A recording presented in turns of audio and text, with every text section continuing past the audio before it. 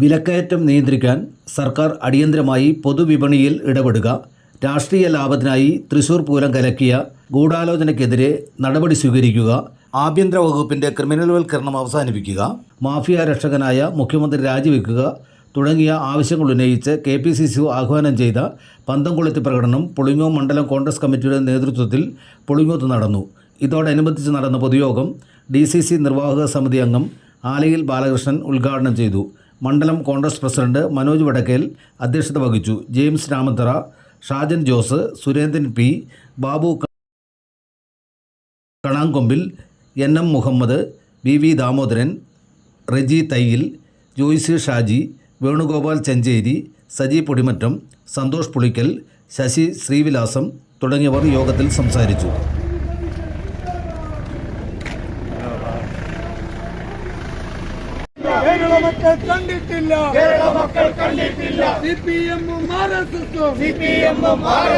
CPM-ഉം RSS-ഉം five star hotel dealing പിണറായിയുടെ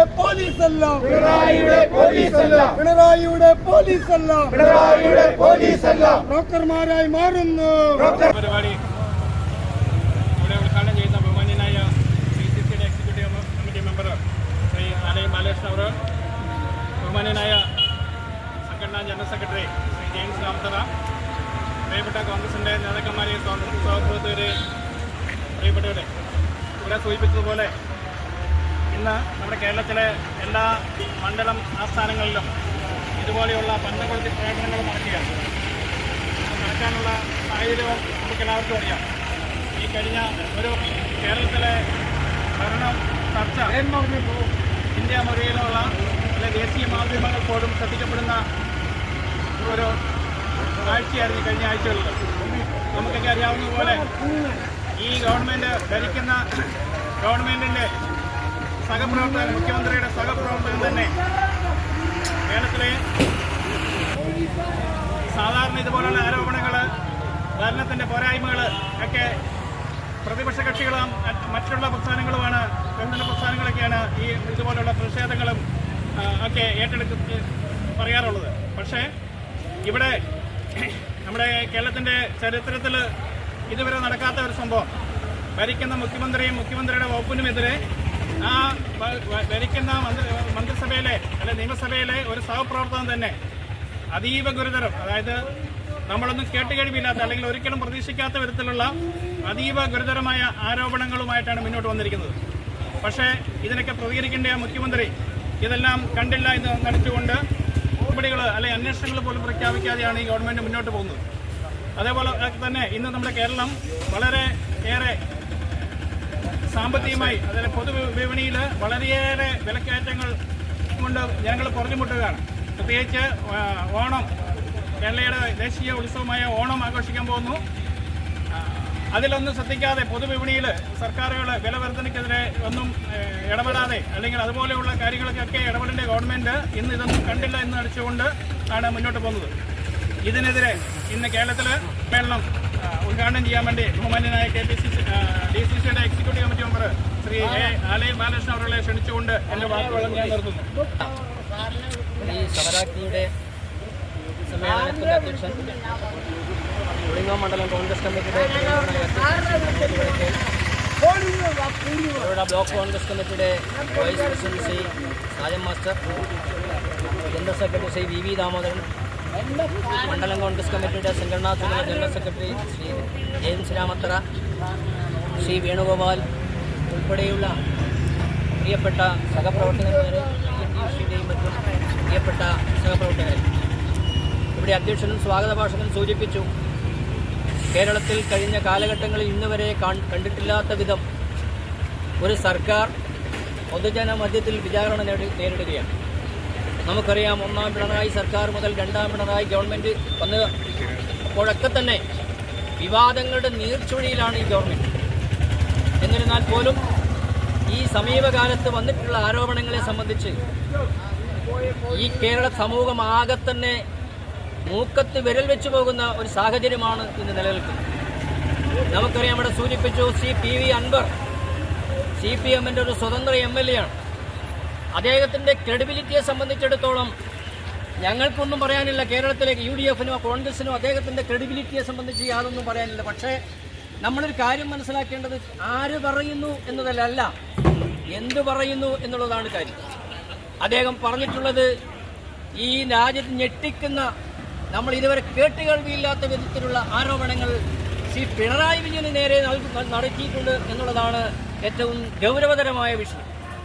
ADGP Ajith കുമാറിനെയല്ല, മറ്റേ മലപ്പുറം SP സസ്പെൻഡ് ചെയ്യപ്പെട്ട മനുഷ്യനെയല്ല, കേരളത്തിൻ്റെ മുഖ്യമന്ത്രിയുടെ മുഖത്ത് നോക്കിക്കൊണ്ട് അദ്ദേഹം പറയാൻ തുടങ്ങിയിരിക്കുന്നു, മുഖ്യമന്ത്രി വീട്ടിൽ നിന്ന് വന്ന ആളല്ല, പാർട്ടിയാണ് ഇദ്ദേഹത്തെ മുഖ്യമന്ത്രിയാക്കിയതെന്ന് പിണറായി വിജയനോട് പറഞ്ഞിട്ടുണ്ടെങ്കിൽ അദ്ദേഹം മറ്റൊന്നുകൂടെ പറഞ്ഞു, ലക്ഷോപലക്ഷം വരുന്ന സഖാക്കൾക്ക് വേണ്ടി ആണ് ഞാനിത് പറയുന്നത്. ഈ പാർട്ടി CPM ഏതറ്റം വരെ താഴ്ന്നു എന്നുള്ളതിൻ്റെ ഏറ്റവും വലിയ തെളിവാണത്. എന്ന് പറഞ്ഞാൽ ഒരു പാർട്ടി മെമ്പർ പോലും അല്ലാത്ത ഒരു MLA ലക്ഷോപലക്ഷം സഖാക്കൾക്ക് വേണ്ടി സംസാരിക്കുമ്പോൾ അതിൻ്റെ അർത്ഥം ഇതിൻ്റെ ഉള്ളിൽ വലിയൊരു ഭൂകമ്പം നടക്കാനിരിക്കുന്നു എന്നുള്ളതാണ് അതിൻ്റെ യാഥാർത്ഥ്യം. നമുക്കറിയാം എന്താണ് ആരോപണം.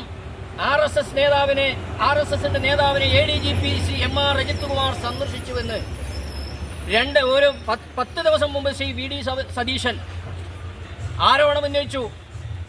ആ ആരോപണത്തെ നിഷേധിച്ചത് ആദ്യം കേരളത്തിലെ മാർക്സിസ്റ്റ് പാർട്ടിയോ പിണറായി സഖാക്കളോ അല്ല, കേരളത്തിൻ്റെ BJPയുടെ സംസ്ഥാന പ്രസിഡന്റ് ശ്രീ സുരേന്ദ്രനാണ്.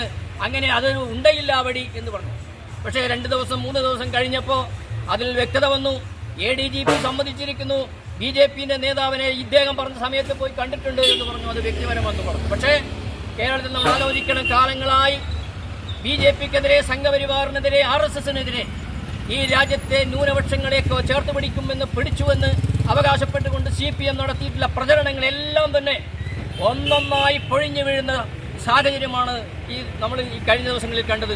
നമുക്കറിയാം, നമ്മളെ സംബന്ധിച്ചിടത്തോളം ഇന്ത്യൻ നാഷണൽ കോൺഗ്രസിനെ സംബന്ധിച്ചിടത്തോളം ഒരു തർക്കത്തിനും ഒരു സംശയത്തിനും ഇടയില്ലാത്ത വിധം ഈ രാജ്യത്തെ സംഘപരിവാർ ശക്തികളെ എന്നെന്നും എതിർത്തിട്ടുള്ള പ്രസ്ഥാനം ഇന്ത്യൻ നാഷണൽ കോൺഗ്രസ് ആണെന്ന് നെഞ്ചത്ത് കൈവച്ച് അന്നും ഇന്നും പറയാൻ തൻ്റെ ഇടമുള്ളൊരു പാർട്ടി ഇന്ത്യൻ നാഷണൽ കോൺഗ്രസ് ആണെന്ന് നമുക്ക് പറയാൻ കഴിയും.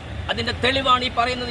ഇവരൊക്കെ തന്നെ ന്യൂനപക്ഷ സംരക്ഷണം എന്ന് പറയുന്നത് 10 വോട്ട് കിട്ടുന്നതിന് വേണ്ടിയിട്ടുള്ള തട്ടിപ്പാണ് എന്നതാണ് യാഥാർത്ഥ്യം. നമുക്കറിയാം, നമ്മുടെ കഴിഞ്ഞ പാർലമെന്റ് തെരഞ്ഞെടുപ്പിൽ 18 സീറ്റ് UDF നേടി. അതുപോലെ തന്നെ LDF 1 സീറ്റ്. ചരിത്രത്തിൽ ആദ്യമായി കേരളത്തിൽ BJP അക്കൗണ്ട് തുടങ്ങിയിട്ടുണ്ടെങ്കിൽ ആ അക്കൗണ്ട് തുറക്കുന്നതിൻ്റെ പിന്നിൽ പിണറായി വിജയനാണ്, CPM ആണ് എന്ന് കാലം തെളിയിച്ചുകൊണ്ടിരിക്കുന്നു. അന്നേ ഞങ്ങൾ പറഞ്ഞിട്ടുണ്ട്, അതിന് മുമ്പേ പിണറായി വിജയന്റെയും മകളുടെയും കള്ളക്കണക്കുകളും ആ കള്ളത്തരങ്ങളും മറച്ചു വെക്കാനും EDയുടെയും അതുപോലെ തന്നെ കേന്ദ്ര ഏജൻസികളുടെ അന്വേഷണത്തിൽ നിന്നും മറുപടി പറയാൻ അതിൽ മറന്നീക്കുന്നതിന് വേണ്ടി ഇവർ തമ്മിൽ ഡീലുണ്ട് എന്ന് അന്ന് തന്നെ പണ്ട് തന്നെ കോൺഗ്രസിന്റെയും പ്രതിപക്ഷ നേതാവും ശ്രീ VD സതീശനും സുധാകരനും ഉൾപ്പെടെയുള്ള കോൺഗ്രസിന്റെ ഐക്യജനാധിപത്യത്തിന്റെ മുന്നണി നേതാക്കളും അന്ന് തന്നെ പ്രഖ്യാപിച്ചിട്ടുണ്ട്. പക്ഷേ അതൊക്കെ തന്നെ അത് പ്രചരണം തിരിച്ചടിക്കുകയാണ്. ഇന്നത്തെ കോൺഗ്രസ് നാളത്തെ BJP എന്ന ആരോപണം ഉന്നയിച്ചുകൊണ്ട് കോൺഗ്രസിനെതിരെ തിരിച്ചുവിട്ട് പ്രചണ്ഡമായ പ്രചരണം തിരിച്ചുവിട്ട് ആശയക്കുഴപ്പമുണ്ടാക്കുന്നു. എന്താണ് സംഭവിച്ചത്? മലയോരത്തിന്റെ മണ്ണിൽ ആതുര ശുശ്രൂഷ രംഗത്ത് സഹകരണ മേഖലയുടെ നിറച്ചാർത്ത് ചെറുപുഴ കോപ്പറേറ്റീവ് ഹോസ്പിറ്റൽ.